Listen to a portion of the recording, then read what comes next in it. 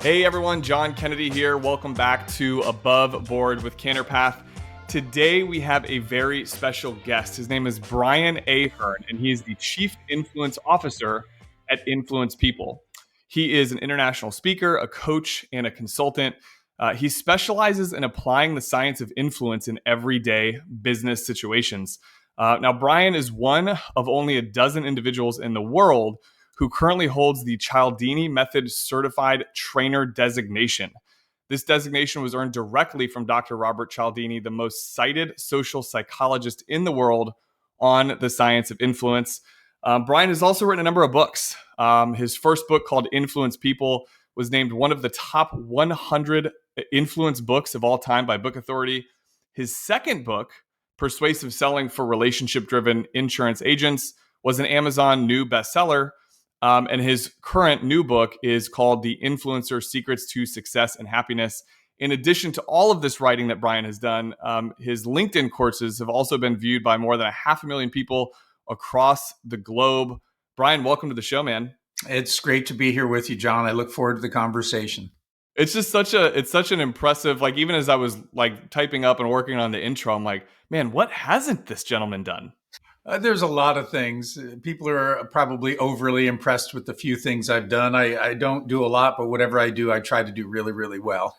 Well, we're excited to have you on the show and talk a little bit about those things that you do really, really well. And this topic came to mind thanks to a mutual friend of ours, Ivan Farber, who connected us. His podcast is Conversations About Conversations. And as I listened to y'all's episode, I thought, man, I'd love to talk to Brian. And this whole idea about the power of persuasion, but also what ethical persuasion means and how important that can be. Would you mind maybe let's start there and shed a little bit of light on that? Okay, well, let's start with defining persuasion, because when Sure. I ask people, I usually hear one of two things to change how somebody thinks or feels about something. And that might be a good first step, but quite often it's not enough, and sometimes it's not necessary. For example, for those out there listening, if you've raised kids, if you ever told your son or daughter clean your room, you don't want them to look at you and say, "That's a good idea, mom or dad." You want them to get in there and clean their room, right? You want to change their behavior. So when I talk about persuasion, I default to Aristotle's definition. And Aristotle said that persuasion was the art of getting somebody to do something that they wouldn't ordinarily do if you didn't ask. If you think about it, John, it's a great definition, because someone's not doing what you want or need them to do. How you communicate may make all the difference between them doing it or not doing it. Now, if we change how they think or feel, that can be really positive, because it may lead to a more lasting behavior change. But again, when we're in a business situation, you don't want a client to go, "Wow, that's a great proposal." You want them to sign on the dotted line. You're wanting to change behavior. So that's my focus on what persuasion is. And so before we talk about ethical versus unethical, I'll pause there to see if that's stimulating any thoughts for you. No, that's great. I'd love to jump into ethical versus unethical, because I think the term persuasion has been probably mislabeled or misused. Because when I think of that term, I automatically think of sales tactics, something that's scammy, something that maybe I don't want, and someone's trying to convince me to do something I don't want to do. Yeah, and it's unfortunate. And I think we do live in a time where people are skeptical of everything. There is hardly a profession or anything that people are not skeptical of. So I get that they would maybe equate influence, persuasion with manipulation. But let me quickly share this story. If it weren't for the word manipulation, I would not be doing what I'm doing, and you and I would not be having this conversation, because it was more than 20 years ago when I came across the work of Dr. Robert Cialdini. A coworker gave me a video where he had presented at Stanford. I watched it and the light bulb came on. I was like, holy cow, what he's talking about here, this psychology, it's the underpinning of all selling. Second thing that stood out was it was all research based. So I thought, I can really get behind this with confidence. This isn't motivational hype. This is research based. And then the third thing that appealed to me was his stance on ethics. He was very clear about non-manipulative ways to move people to action. Well, I started using the video around the company, would show it. We would do some little bit of training, talk about it. But I signed up for Stanford's marketing. And one day, one of their marketing flyers came across my desk, And boom, there was Cialdini's picture. And in bold letters at the top, it said bestseller. And right underneath it in bold letters, it said, call it influence, persuasion, or even manipulation. And I thought, I can't believe they actually used that word because he's so clear about non-manipulative ways. The lady who introduced him said he's going to talk to us about non-manipulative ways. So either the copywriter didn't watch the video or they just weren't a very good copywriter. But what I did in response to that, the what I like to say, the moral part of me thought this needs to be addressed. So I emailed Stanford and I basically said, I don't know anybody who is looking to become a good manipulator, and I certainly don't know anybody who wants to be manipulated. The word cannot be helping your sales, but it's probably really hurting. I never heard from Stanford, but sometime later my phone rang at work and it was a representative of Dr. Cialdini's. And Chris had called to thank me on behalf of Dr. Cialdini. She said, your email has caused Stanford to change the marketing of our materials, and we wanted to say thank you. Wow. So I thought, wow, that's really cool. And as we had a conversation, she said, if your company ever needs a guest speaker, Dr. Cialdini travels the world. I said, I sit next to the woman who books our speakers and plans our events. Would you like to talk to her? And it was the summer of 2004. He was in Columbus, Ohio several times to address the insurance agents that represented our company. And that is what kickstarted me to ultimately get certified by him and start my company, and everything else blossomed from that. So I really want you and your listeners to know I take this part about manipulation deadly seriously. It literally changed the trajectory of my life and my career. I've heard you talk about this on other shows, and I've followed you for quite some time now. And one of the conversations that you had was you actually started out in a career of sales, and you didn't like it at first. Was that correct? And then if so, what was the light bulb moment for you that kind of turned it on to say like, oh, this can be, if it's non-manipulative and it's ethical, this can be good? Yeah, it wasn't. I started my career in the insurance industry as an underwriter, so I wasn't in direct sale, but you're always dealing with that insurance agent and having to negotiate, and you get beat down pretty hard about price, and you start to think that's the only thing they really care about is price. Right. And so I really thought sales was a bunch of BS until around 1996, I think it was. Somebody came into the company that I worked with, John Petrucci, and he was a great salesman. And I started to really understand through him that, wow, the words we use and how we go about presenting our ideas can make a world of difference in terms of people saying yes or no. And so I started getting involved there. And then when I layered on top of that Cialdini's work and the research and everything, that's where it all really took off. But I started to understand that a good salesperson, somebody who's not just out to make a sale, but who genuinely is trying to help the customers that they serve, they can point out things that we're not going to necessarily get from looking at a website or reading an Amazon review. If we could get everything that we needed from those, then we don't need salespeople. But usually products or services are more complicated. And so we do need that person who can filter out the questions that we have and start directing us in the right places. I had a bit of an aha moment myself. And this was, so one of our business coaches is David DeSell, who you also recorded a podcast with, the Model FA podcast. And in the course of this conversation, I think we kind of made the comment that I feel like sales is a bit of a dirty word, especially in my industry where, you're helping someone achieve financial success and financial freedom, however they define that. Mm-hmm. The problem in our industry is that the good thing is that can be done with a lot of different tools. The bad thing is sometimes, you have someone who's just selling a product based on their own agenda and not for those ethical reasons. And something that he said to me really was my light bulb moment. And it was to the effect that not only should it be a priority to share your message with as many people as you can, but you have a moral obligation to share that message and story to help as many as you can. Because what if someone that could have or would have potentially worked with you didn't even hear about you or know about you, and as a result of that, they maybe did go or work with somebody that was more pushing their own agenda and didn't give them the advice that they actually needed. And it was, for me, I was like, oh, okay, like a different way to look at this word sales, because I've always sort of shied away from that. And I would say it wasn't even until probably that conversation or the last few years. Like we'd go to I'd go to a party, and sometimes I didn't even want people to know what I did, Brian, because I was worried, like, oh man, they're gonna, as soon as they hear financial planner, financial advisor, they're gonna go, oh, this guy's gonna try to sell me an insurance product. This guy's gonna try to sell me something. So I leaned so far away from it. And I don't know what it is about hearing it the right way at the right time when I received that message, but it was really influential for me. Well, let me share a few things. First, we'll get back to define what is manipulation versus being ethical. And then we'll talk about a principle that I think all but removes manipulation from the situation. When we talk about being an ethical influencer, there are three things that are key. The first is truthfulness. It's not enough to tell the truth. We never hide the truth.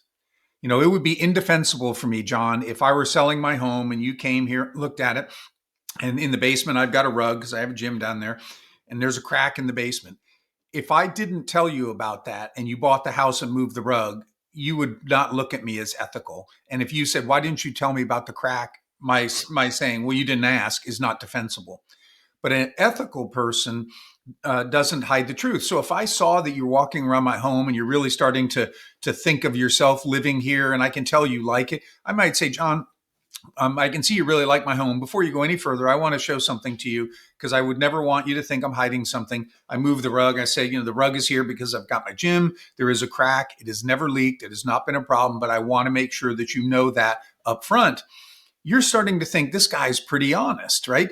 And it is not turning you away from enjoying the house, but you might even enjoy it more because of my honesty. So we always tell the truth and we don't hide the truth. The second thing that we do is we only use the principles that are relevant and natural to the situation. So I don't employ this one's so often used, scarcity, right? We want things more when we think they're rare or going away. And so many salespeople use a false scarcity. Hey, John, if you sign today, I can save you 15%. But if I have to come back tomorrow, I can't offer you this deal. And the truth is, there's nothing scarce there. They're usually in a hard sell. Maybe they're closing 10 or 20% of their sales. They wouldn't come back for a guaranteed sale. That's garbage. Mm-hmm. They're trying to manipulate you to get you to sign today because they probably think if you talk to another salesperson, he or she's going to put the screws to you and you'll probably sign with them. So they're putting you in a high pressure situation. The third thing that we do, and it goes to something that you were talking about earlier, when we are trying to ethically influence somebody, it is not a one-way transaction. Now, as a salesperson, you're going to get a commission, but it has to also be good for the other person. And I like to put it this way: good for you, good for me, then we're good to go. If we're both genuinely going to benefit from the transaction, then we can feel good about it. Now, you as a customer, you might like to pay less. Me as a salesperson, I'd like to earn more in commission. But when we find that place where we're both feeling like it's a good deal for us, and I've been truthful, and I haven't used any manipulative tactic with these principles, that's where I, as a salesperson, can look myself in the mirror and feel really good about how I'm interacting with people. Yeah, that's great. And what I'd like to touch on next is what all of those key principles of influence are, because I know that there's, I believe, 6, correct? There's 7 now. There's 7 now. And of the 7, I think what I heard you say just now, or at least what came up for me and what you described, is that you have to use your own awareness in the situation that you're in to determine, for example, using scarcity as your primary lead tactic of influence is just not going to work because you haven't developed, they don't know, like, and trust you yet. There's not reciprocity. And maybe I'm jumping the gun here on some of these key principles. Do you mind sharing some of those with us? Sure. The first principle that I always talk about is liking. And everybody who's listening gets this. We prefer to say yes to those we know and like. Duh, we all get that, right? But the problem is a lot of salespeople, when they understand that, they try so hard to get a prospective client to like them that they end up coming across like a used car salesman. The way the principle works best is not that I try to get you, John, to like me. It's that I do everything I can to get to know and like you. And I can do that by looking for what we have in common and talking about that so that we're connecting and we're feeling similar. I can do that by offering genuine compliments, which certainly make you feel good, but they also make me think more highly of you. So actually, the principle's working as much on me as it is you. Now, here's why this is so important. When you start to see, hey, that guy, Brian, he really seems to like me. He really cares about me. That's what opens you up to what I might suggest. And the good news is, I'm sure that you feel this way. I wouldn't manipulate my friends. I'm sure you wouldn't manipulate your friends, right? So we need to make friends out of each other. And when you begin to see how much I like and care for you, and you're starting to respond, that's what removes manipulation from the situation, because we won't manipulate our friends. That's amazing to think of it that way, because when you said liking, and how I thought of that was like, oh well, you just want someone to know, like, and trust you. But actually it's sort of a bit of a role reverse, because if you genuinely enjoy that relationship you have with that person, there's now an authenticity to that relationship. They see that you're genuine in who you are as a human. Absolutely. That's an incredible way to think of it. And it's just a shift of the mind. Yeah. You can be doing the same things, but the mind shift is what makes a difference. It's like the kid whose coach says you got to throw up 100 free throws after practice, right? And some kids just throw it up, and others take their time and they think about what they're doing. They get their mind involved. That's what I'm talking about here. Go into those situations with a thought process. I want to get to know and like the people that I work with. If nothing else, even if they say no, I will have enjoyed their interaction more than if I'm just going in and trying to get them to like me. Now, the key, what's really important about this then is when we move into reciprocity, that natural obligation that we have to give back when people first give to us. Well, my giving, because I've got to know and like you, John, my giving becomes more authentic. I've gotten to learn a little bit about you. So when I give you something, it's really tailored to you. It's not just a pen with my logo kind of thing. It's something that has some meaning to you. And you're thinking like, wow, that was nice. I mean, Brian really is paying attention. And I'm doing that because I like you, not because I'm going to pull this lever and get you to do what I want.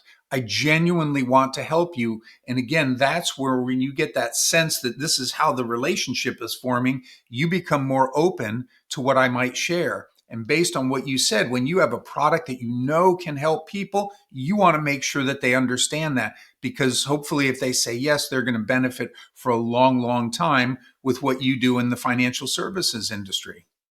Yeah, that was such a mental shift for me, because again, I really did shy away from it. I almost felt like, well, unless or until someone seeks me out, maybe because they know what I do, and then that'll be the opportunity to kind of share what I do and how I can help somebody. But as time has gone on, and I think it's because Matt, my business partner, and I mean, we have a deep passion for the work that we do, and so Mm-hmm. we're excited to share that message out. And I think that on the idea of liking and reciprocity, like one of the things that we really focus on is not only staying connected to our client community that we work with, but a lot of the stuff we do, whether it's the podcast or social media posts and things of that nature. What I've learned is, and I'm curious where this maybe falls in the principles or what your thoughts here, but what I've learned is when someone is referred to work with somebody like a financial planner, I mean, that is a very intimate referral. That's like referring a doctor. That Mm-hmm. person's going to know a lot about your life financially, all the ups and downs, all the positive, negative experiences you've had, where things are financially. And when someone is referred to us, they already feel a little bit of a direct connection because they know, like, and trust the person Mm-hmm. that made that referral. I mean, that's predominantly how we grow and do business. But then what I've learned is when we started doing all of this, social media and communication and getting our message out there, we'd have these introduction meetings, and we would sort of, I guess the best way to describe it is accelerate the relationship faster or the Mm-hmm. connectivity faster. And it took me about 6 months to understand why I felt that was happening. And I think what I came to was in one meeting in particular, she said, yeah, I heard you mention that on a video that you did. And now I'm over here thinking, goodness gracious, no one's watching any of these videos. It's my mom and my wife that are watching, that are giving us likes online. And so to hear someone say that, what I realized was, wow, okay, so someone they know, like, and trust said, call John and Matt when the time is right for you. And then before they called, they started researching us a little bit, Mhm. and they felt a deeper sense of maybe it was my style, my communication, the office, the warmth of I don't know. But by the time they came in and actually spoke with me, they felt like they knew me. That was a very interesting phenomenon. Yeah, and that's the value of social media and putting out your thoughts on what you do and who you are and how you go about doing it. You never know who is going to see that. Two things I would encourage you. One, when you ask for that referral, and that person says, "Yeah, I'd be happy to do that, John," I would always give them a template of what they could put in that email. And so I Hmm. would say to you, I'd say, John, I so appreciate your willingness to give a referral. I don't want to make this more time consuming than it has to be. If I give you a couple of paragraphs about like my personal and professional background that you could massage, would that help you? And you'd probably be like, yeah, now I don't have to wonder what to say. And but now I know that when you refer me, the person who gets that is going to see information that is most relevant that will hopefully stimulate them to want to meet with me. Within that, I could even put a link to a video so that, when it's coming from you over to, let's say, Sarah, where it says, Sarah, if you want to quote meet Brian before you meet him, just click on this link and you'll see a short video where he talks about, XYZ. So that would be a way to get more of those people thinking about you before they ever walk into the office. And then the second thing, when you find out who those people are, I would certainly go out to LinkedIn, and once they've reached out and to have a meeting with you, I'd immediately, hey, so happy that you're willing to do this. By the way, I just found you on LinkedIn and sent you a request to connect, because now they're going to see your professional background, but you're going to start learning about them too, so that hopefully they feel like, wow, this guy John took some time to find out about me before I ever came in the office. Does that is that would you define that as an example of reciprocity in the key principles, or is that something else, do you think? Well, there's reciprocity in it because you are Yeah. doing something that impresses or helps them by learning about those things. You are potentially engaging liking because you may find out things you have in common or things you can genuinely compliment them on when you first meet. You're engaging the principle of authority by getting your expertise in front of them via that person who's making the referral for you. So you're starting to employ a lot of psychology that's moving this potential client in a very positive direction before they even meet you. Yeah, that's so cool. The psychology behind developing a relationship I find so fascinating. And just because the OCD part of my brain wants to remember, and I'm taking notes as we're talking. So we have liking, we have reciprocity, and the next one is Well, we'll you. just jump Yeah. right into authority. Okay. So let's say you've built a good relationship with somebody and they're not really sure what to do. They like you, but they need to know that you're an expert. And the principle of authority says that we typically defer to people that we see as having superior wisdom or expertise. Hmm. Now, that means they've got to know about it. And the cool thing is when you get the referral and you have that email that they can use, when your friend says something, they can make you out to be the greatest person who ever lived, and their friend fully receives that. But when you, John, try to kick the door down and say, "Let me tell you how great I am," that comes across like a boastful braggart, right? Hmm. So having a third party introduction is super helpful. But when somebody comes into your office and being very thoughtful about what you're going to display, we've all been in the dentist chair and we look over on the wall and we see plaques and awards, right? And we feel a little more confident that, hey, this guy or this lady knows what they're doing. When you have those things up in your office, when you casually mention to somebody like, hey, John, I've been doing this now for a couple decades, and what I found works really well for people at your stage of life, right? That I've done this for a couple of decades, that starts to give people confidence that if you've done this for a long time, you probably know what you're doing. So we have a lot of avenues to make sure people understand that we know what we're talking about beyond the fact that we have a financial planner title. Yeah, that's good to hear and good to think of it that you can do it in such a way that isn't braggadocious on yourself about all the designations and things that you've done, because you do want to develop that sense of confidence. Like in our industry, for example, financial planner, financial advisor, there's a lot of different terms we go by. There are a ton of different designations and licensing, and they're not all weighted equal. They're truly not. And so Mhm. that's a good example of like, well, what does it mean to be a financial planner? Well, let me tell you what that means to me, type of thing. Mhm. Well, I used to have people who on my business card, they'd say, I know what a CPCU is because that was an industry designation when I was in insurance. But they're like, what is a CMCT? That was my opportunity to say, oh, well, I'm a Cialdini Method certified trainer. There's only a dozen of us in the world who've currently have the designation. Now, they may not know anything about it, but all of a sudden they're like, wow, there's only a dozen people in the world who, and it just was a natural lead in for me to talk a little bit more about what I do.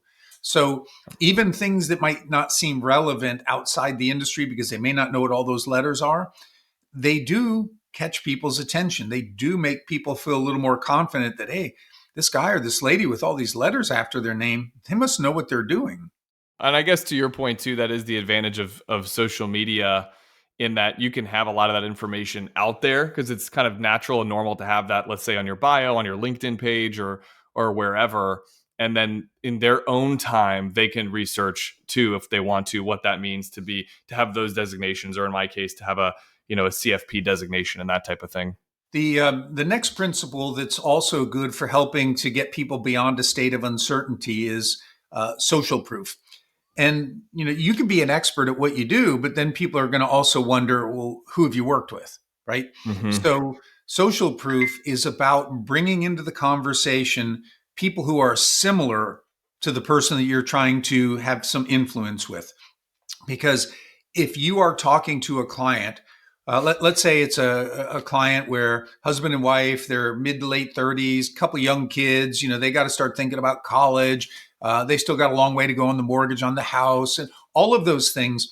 You don't want to talk to them about your wealthy retired clients because they're like, okay, that's well and good. Maybe that's something to shoot for, but what do I do today? So social proof would be, hey, John, the stage of life you're in, I'm in that stage of life too. In fact, a lot of my clients are in this stage of life, where you're paying down that mortgage and you're starting to think about saving for college and you're at, right hitting that cusp of taking off in your career. And then you begin to talk about what you do with those clients. Well, naturally that someone's going to think, well, if it's working for them, it's probably going to work for me. So that's a way of bringing social proof in. We are pack animals, and we typically feel safer when we're moving with the crowd. And you don't necessarily want to be the outlier when it comes to financial planning because, yeah, potential great rewards, but potential great risk. And somebody at that stage of life doesn't want to roll the dice when they've got all these other financial obligations competing for their resources. Yeah, well, and I even think about it from my point of view as a consumer, and like my sphere, my circle of friends, that social proof. Like I find that I take to heart much more a recommendation that they make, or if I see consistency in my group of friends of like, okay, well, I'm trying to think of a good example off the top of my head. I can't right now, but if I see that they're doing something, it's like, okay, that gives me some confidence that probably makes sense, and I guess we're pack animals in that way, like you said. There are certainly times where we don't want to follow the crowd, but the vast majority of the time, people do follow the crowd. That's why we read Amazon reviews. That's why when the traffic is backed up and cars are getting off the highway, you don't even have to tune in to figure out what's going on. You just know I'm going to follow them. They look like they know what they're doing. So it happens far more often than people realize. So Um, true. so two other principles that come into play after that. We've got good relationship. People aren't unsure what to do. They're just not taking the action that we need them to do. And Hmm. so we talk about the principle of consistency, which is not about like your personal consistency, John. It's about the consistency of the other person because most people act in accord with how they think and believe. What have they said? What have they done in the past? How have they behaved? If we can learn that about people and we can align what we're asking with what they already think, feel, believe, how they already act, then it becomes very easy for them to go along with what we're proposing because it's just natural for people to be consistent in who they are and what they say and what they do. What's really tough is when you are trying to take people way outside their comfort zone, get them to do things they've not done before. That becomes a really big challenge. So I always tell people that, when you're employing the principle of liking and you're finding out, things you can complement, the things that you have in common, that starts to come into play with consistency.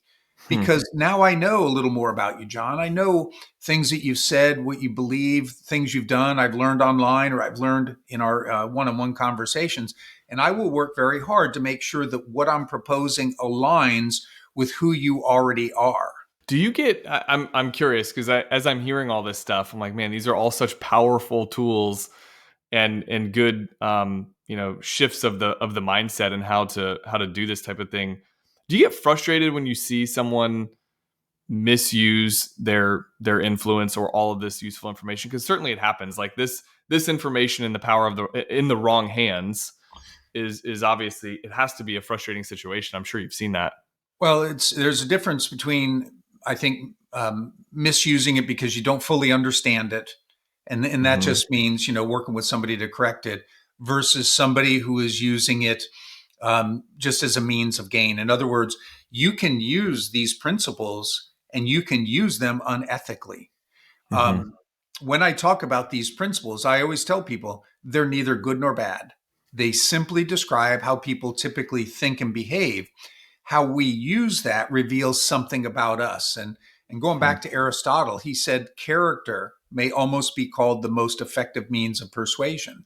We don't want to have our integrity impugned because we are doing something that someone looks at and says, that's not right. You're manipulating me, you're hard selling me. But we don't have to do that. When you really start understanding these principles and you're building some relationship and you're staying in touch with people, I always like to tell people I am patiently persistent.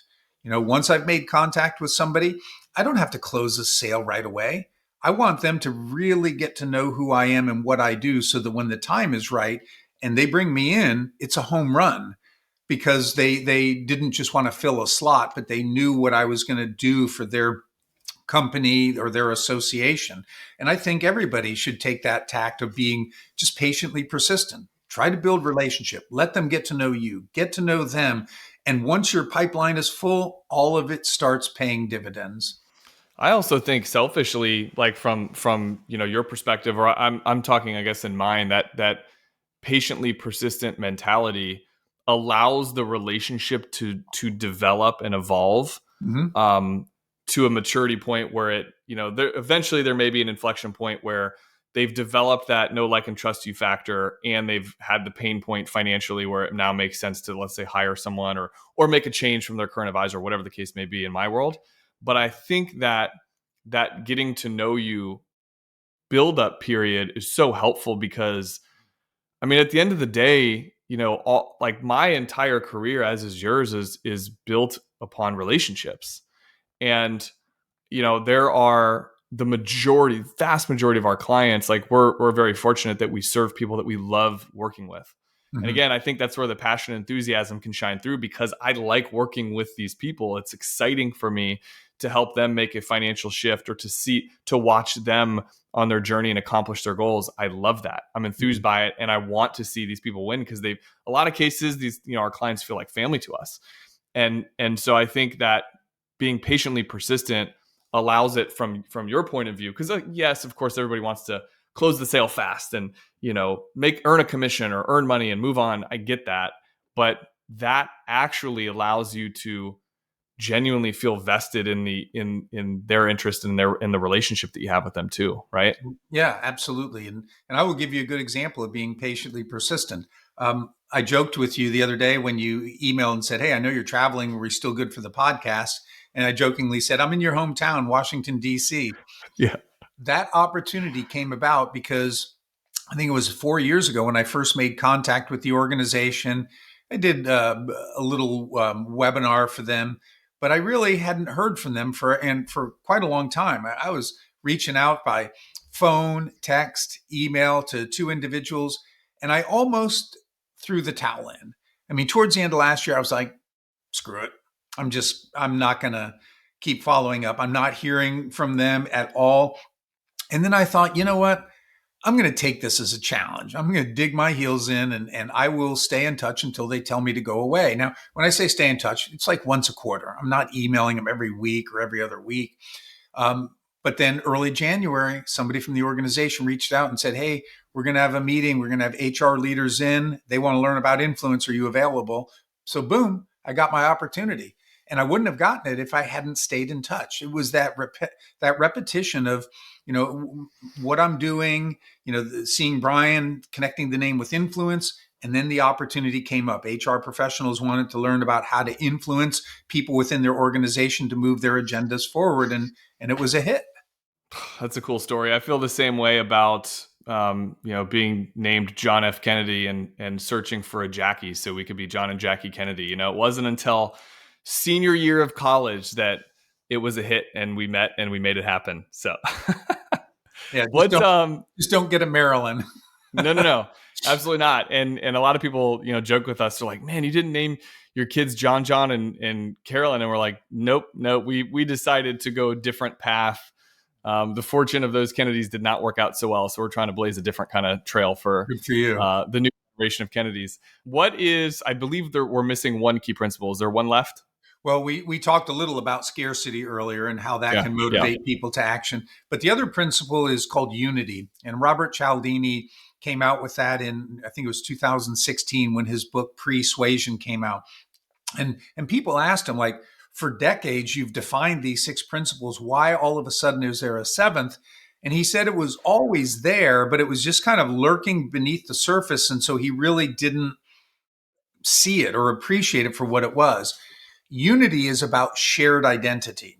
It goes much deeper than mere liking, where we have things in common or genuinely compliment you. Shared identity, the biggest one would be family, right? You literally share gene pool. And there are things that we'll do for family members, even those we may not like very much, or extended family members that we might not ever do for a good friend, like maybe give a kidney or something like that. We're genetically wired. And the principle tells us that when we help that other person because we share identity, it's almost like we're helping ourselves. So that's what makes it so powerful.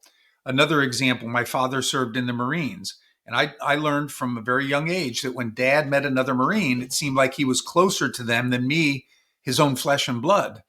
But once I understood this principle, I realized, wow, when my dad would help another Marine, it was as if he's helping himself.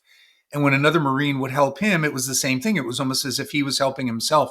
And so there's this deep bond where you're not really ever giving anything away because you're receiving so much as you are doing those acts of kindness, helpfulness, and things like that. So that's the principle of unity. It's not always available, but when it is, like my dad, if he met somebody and found out they were a Marine, he was going to be talking about it. And that was going to make everything easier from that point forward. Brian, this is, I can't thank you enough for coming on the show because I feel like our listeners certainly benefit from this. I know selfishly I do because it's a reinforcement that, like, thinking about sales and how I sort of at the beginning of this framed it as it could be a dirty word, or persuasion even can be. But if it's in the right hands and it's used in the right way, it is such an important tool to develop and deepen connection with relationships. Is there any final parting thoughts of wisdom that you'd like to leave our audience and listeners with? Don't limit your use of what we talked about just in business. Think about how often throughout the day you are wanting somebody to do something. It could be your spouse to take out the trash. It could be your kids to do the homework. It could be going to the counter at a store and wanting to return something after the 30-day expiration period. All of those times where you're trying to influence somebody's behavior, the things that we've talked about, John, they come into play. And so I like to say it's a 24/7, 365 skill that will not only help you succeed at the office, but I think it'll generate a lot more happiness at home when people more willingly say yes to you. Goodness, that's so true. I got to tell you, I don't often go in and re-listen to our episodes, but this is going to be one of the ones that I do that. I think there's just so much usefulness and important information that you shared with us and with our listeners, Brian. So I really appreciate you doing that. And I want to thank you for being on. One final question before we let you go. Where can listeners find you? LinkedIn. So certainly reach out. I post a lot of stuff. If you don't tell me where you heard me, I will definitely reach back and say, how did you find me? I like to know why traffic comes my way. So there will be personal interaction with me when you reach out on LinkedIn. My website, influencepeople.biz. Go out there, all the podcasts I've been on, videos I've created, been blogging weekly for almost 15 years. There's just hundreds and hundreds of articles online, and there are links to the books as well. Can I ask in relation to and I don't know if you're still doing them or not. This might have been during COVID, but some of the LinkedIn workshops and courses that you've done, are you still doing those? And what does that look like? Is it a conversation like this? Is it a deeper dive on this type of information? So the LinkedIn courses, the ones that I created were pre-COVID. So I'd go out to California to a small town near Santa Barbara where LinkedIn has their learning headquarters. And I would be in a room with a green screen for a day or two, and they're filming, and they do high quality work. I mean, the courses that they put together, you're like, wow, that's magic. I mean, it's great with the graphics and everything. And it's very suited to learners where most of the segments within maybe an hour course are only 3 to 5 minutes. So you may just say, I want to go in and learn this one thing. Well, you can find it and you can learn that, or you can take the entire course. So I've done 4 different courses with them, and I would love to do more, but it's just always a matter of, there are all these people competing, trying to get in those slots. And it's a matter of where they see influence and the need for that. So I haven't done any in a few years, but my goal is to do quite a bit more because I've loved the opportunity. Great. Well, we'll stay tuned for it. And I can attest to the fact that on LinkedIn specifically, I mean, there's a human behind it. Brian is actually responding to you. Sometimes you reach out to people and you never get a response, or you get kind of like a pre-canned message, and kind of filtering out messages. But Brian, you and I went back and forth a lot on LinkedIn, talking with each other. So I appreciate it. And as always, thank you all, the listeners, for listening to Above Board with Canterpath. We love these conversations, and we love our listeners. If you'd like more bite-sized chunks of these discussions, head over to canterpath365.com, where you can listen to 30, 60, 90-second clips and updates. Ones just like from this show. We'll snip it out and create clips from the show on your Amazon Alexa. So thank you all for listening. Brian, thank you for being on the show, and we will see everyone next week.